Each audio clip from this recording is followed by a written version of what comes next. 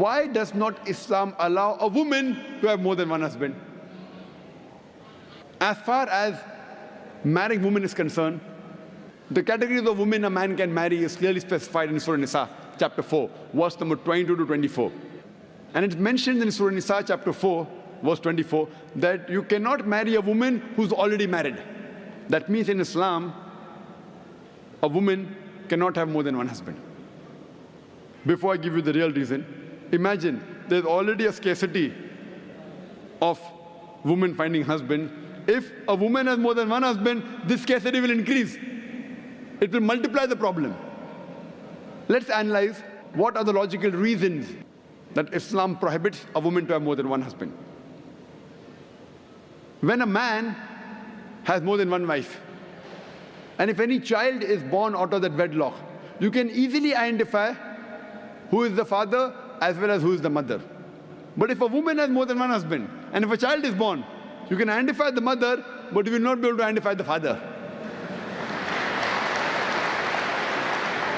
And if you go to admit that child in school, and if they ask you what is the name of the father, you may have to give two names.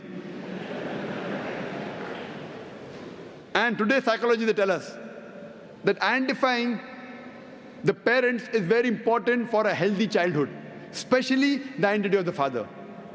If you cannot identify the parents, the child has a lot of mental trauma.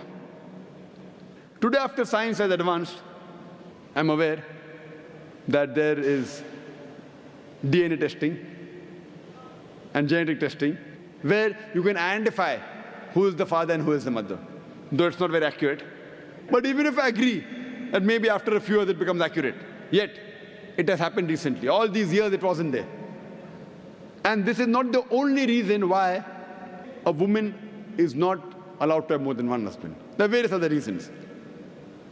For example, today science tells us that a man is more polygamous in nature as compared to a woman.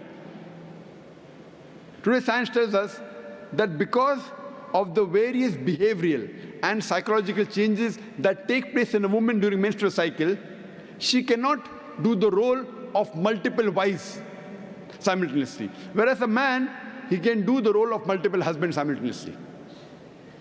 Furthermore, if a woman has more than one husband or more than one sexual partner, and if all of them are loyal to each other, yet there are high chances that venereal diseases and sexual transmitted disease will emerge, and it can be retransmitted back to the man. Whereas if a man, today medical science tells us that if a man has more than one sexual partner, has more than one wife, and if all of them are loyal to one another, there are hardly any chances of venereal diseases or sexually transmitted diseases emerging in them.